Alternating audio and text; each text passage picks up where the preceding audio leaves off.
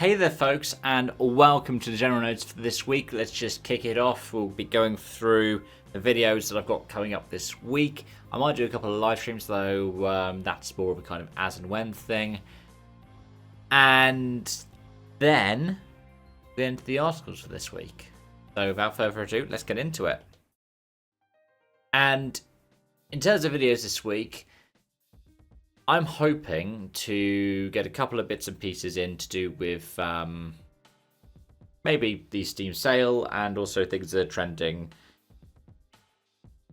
that are on my radar at the moment. So I'm hoping to do some stuff about racing experience as well as Automobilista 2. And then maybe some stuff to do with Formula E. Well, definitely some stuff to do with Formula E, Brazil preview and review, and then the Abu Dhabi Grand Prix preview and review. If there's any kind of breaking news, I've been hearing rumours of a Hamilton or an Ocon swap. I am recording this just after the Qatar Grand Prix. We'll deal with them as and when. I am considering doing a live stream as well. It just depends on how the timing works out and what it's going to be in. So, yeah, without further ado, let's get into the articles, starting off with the Dakar. Because it turns out, we heard that Sam Sutherland was going to be retiring from motorcycle competition in Dakar last year. Well, over the course of this year, actually. But him and Toby Price are going to be teaming up. Toby Price was with KTM. Apparently his contract's not being renewed for 2025. But yeah, they're both going to be teaming up. They're going to be teaming up with Toyota. I believe the Price will be driving, and then the navigator will be Sam Sunderland. It'd be cool to see them teaming up. It reminds me a bit of how when Fernando Alonso did the Dakar, his navigator was Mark Coma, who had previously been a Dakar winner in the bikes category, as well for KTM. But yeah, both of them, I believe, are Red Bull-backed athletes. And yeah, be in the TGR fold with Red Bull backing, that's good stuff for both of them. So good luck to them in the Dakar, and there'll be a crew that I will be pointing out when we get to the end of the month, because the Dakar, I believe the prologue is on the 3rd of January. I'm planning to have a preview out towards the end of this month. So at some point over the course of this month, we will be talking a bit more about who we've got in different outfits. But going from Rally Raid to rallying and taking with a Red Bull backed outfit, M Sport. Because M Sport have said that a Ford Puma Rally2 could be in the works. However, got a qualifying factor on it. And that's if when the Rally2 regs change, it's expected they'll change for the Rally1 regs change for 2027,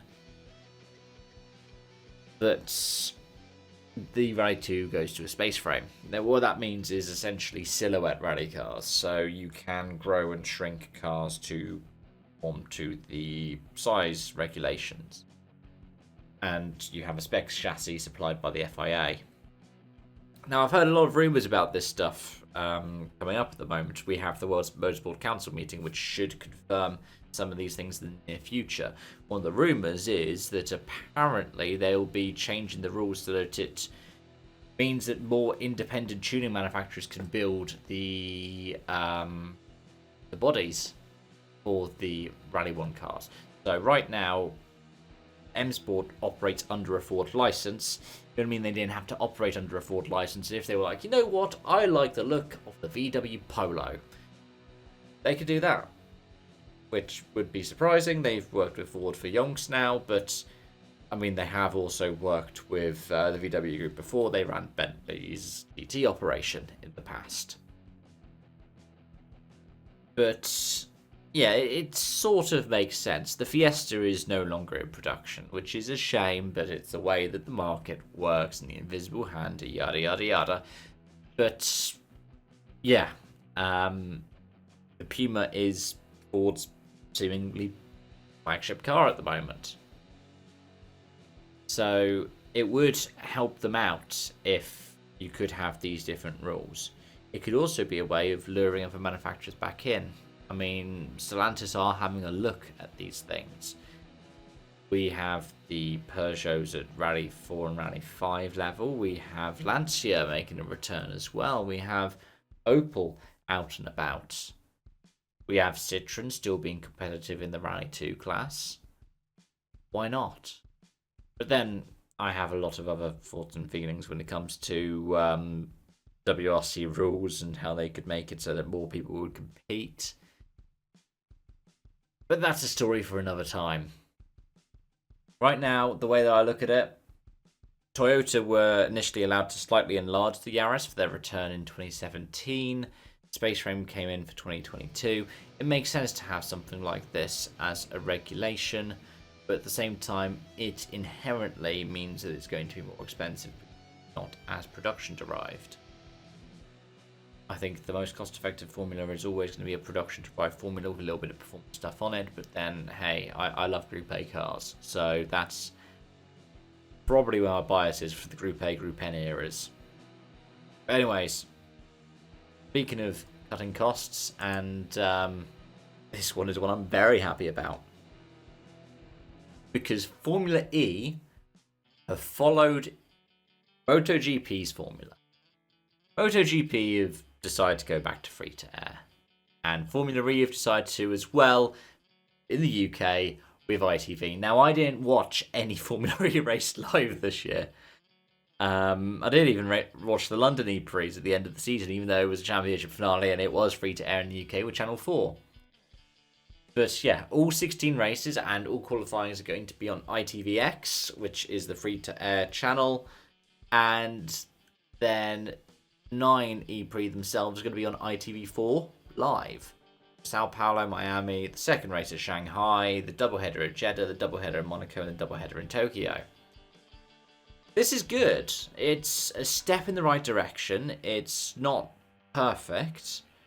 Perfect idea would be that they are all on the main ITV like Formula 1 used to be.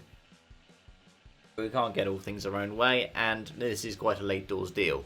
What it does tell us is the fastest growing motorsport championship may have made a bad deal last year when it decided to make a deal with Turner or TNT. I can't remember. I think the names are interchangeable, aren't they? And put it behind a paywall. It's like £30 a month. I know I stopped watching. I think a lot of my friends stopped watching for similar reasons. The most successful motorsport series in terms of the fan base are ones like when Formula E was free to view. I mean, going to ITVX is, I guess, free to view in the UK, but I'd much rather that we could watch on YouTube like we used to. It's not much of a difference, though, to be honest. But it is good to have it back somewhere that's free to view. There's some other series that perform well with that. BTCC did a deal with TikTok as well to have every race on TikTok. I think that had an increase, but maybe not the desired impact. I think they were hoping for more of an impact. And then GT World Challenge. That's always benefited from it. GT World Challenge, Intercontinental GT Challenge as well. They have really benefited from that format, and props to SRO for always doing that, even though British GT is also viewable on Sky Sports F1, which gets you more terrestrial audiences in. Be able to watch it all online for free on YouTube is brilliant. Or at least that's my opinion. It's great for the fans. And that'll do it for another week. Let me know your thoughts in the comment section down below. As always, thank you so much for watching and joining. It's great to be able to do this kind of thing, and it's great to have so many people tuning in as well. Yeah, until next time from me, it's bye for now.